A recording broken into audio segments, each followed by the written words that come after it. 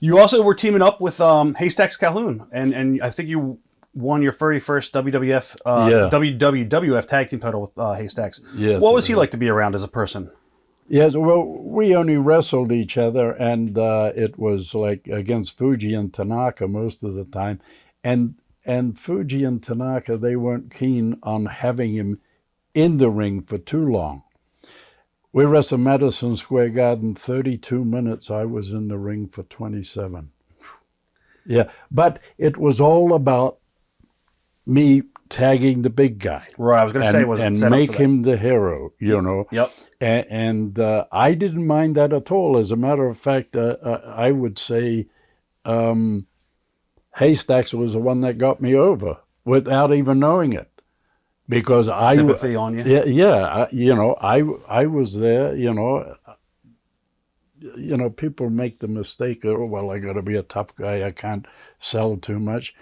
But I've told a lot of the young wrestlers, especially the baby faces, if you don't sell, you can't make a comeback. Mm-hmm. The more you sell and the more believable you are, the better the comeback. Yep. And that makes you a tough son of a bitch when you sold for 27 minutes and you come back. Oh, yeah. I'm going to talk about, like, you giving advice to the younger guys of this generation later on in the interview for sure. Okay. Because you were an agent, so you worked with a lot of the guys. A lot of the guys around this period of time, you had guys in the locker room like Gorilla Monsoon, Georgie Animal Steel, Arnold Skolin, Pedro Morales, Captain Lou Albano. Any stories? I mean, there's a ton of names. Blackjack Mulligan, Strongbow Brothers. What are your memories of some of the names that I might have just mentioned? Oh, well, George, he used to come in for the summer because he was a teacher out in Michigan. And I had quite a few matches when he first came in, you know. He'd beat me, and then when he left, I'd beat him some way or the other. But we were wrestling, in Manchester, New Hampshire. And I went outside. I was outside the ring. He threw me out, and he came after me, and he grabbed a chair, and he put it up there, and he brought it down, and he got me right across the forearm here. I said, oh, my God, he broke my friggin' arm, you know. But it wasn't broken. I don't think it even bruised, but it hurt like a bastard. So anyway, this is about 5 years later. I'm wrestling him, and he brings in a broom, you know, of course. And I took it off him. And now I've got it like this, you know, and I'm threatening him, and he backs into the corner and my timing was off, and I come down and I hit him here. He said, potato! And I said, receipt. I was going to say. Yeah, so he was all like, receipt from where? I said, 5 years ago. Yeah. That's great. Yeah. Oh, man. What about the Valiants, Jimmy and Johnny Valiant? Oh, yeah, I looked at some of the matches. I couldn't believe them. You know, they gave us 100%, and they were just great, so easy to work with. You know, they just, both of them.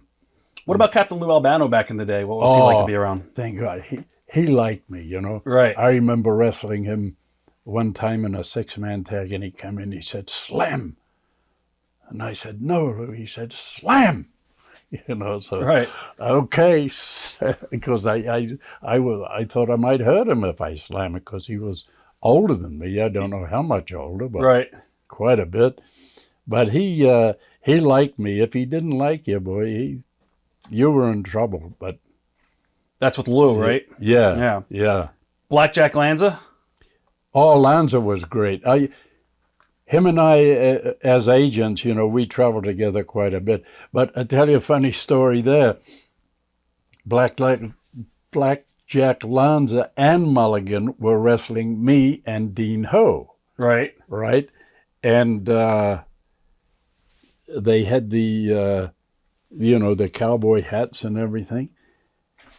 And something happened between Dean and Lanza, you know, it went to hit Dean with the hat, and the hat kind of bounced over in front of me. So then I put the boots to it. and never creased the hat. Oh, that's The hat stayed perfect. it wouldn't sell for you. Yeah, it wouldn't sell for me. and then Dean went down one time, and Lanza looked at me and he said, you know, he's not tagging you or something like that. And he turned around and he tripped on Dean's head. Oh. That was a cartoon that night. Bobby Duncum?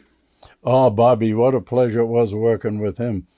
I refereed a match between, I think it was Bobby and Bob Backlund, I think, in Washington Civic Center? Maybe, it might have been an Armory, I think, Washington. Maybe the Civic Center. No, it was that Civic Center off 495. Okay. So I was a special referee, and then, of course, Bob went over, and then Bobby Duncum gave me his finish. And then the following month, I wrestled Bobby Duncum. And I'm trying to think who. I think it was Valentine's gimmick that I kind of stole that way. So on the way to the ring, you know, I never took my eyes off the ring. And Bobby Duncum, he was in there.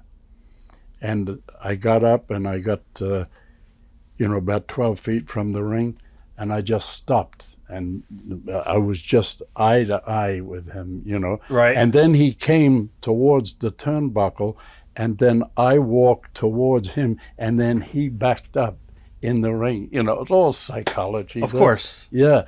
And then, finally got in and had the match. And I don't know, I can't remember the outcome, but. Were you around Pedro a lot back then, too? Yeah, I was with Pedro here and Pedro in San Francisco. We were there for a year. Yeah. Any good stories on Pedro? No, other than he was a hard worker and he could work hard and when he wanted to, but... Right. You had mentioned Bruno Sammartino, that you were traveling with him a couple of seconds ago. He was the top star in WWF at the time. What was it like being around him at that time? What was Bruno like outside the ring?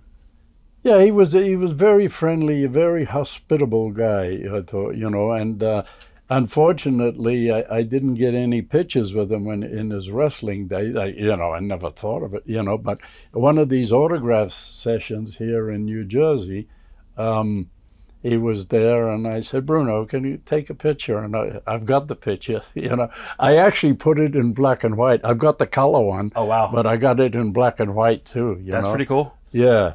I thought that was, for me, it was good. Watch thousands of exclusive shoot interviews right now on TitleMatchNetwork.com.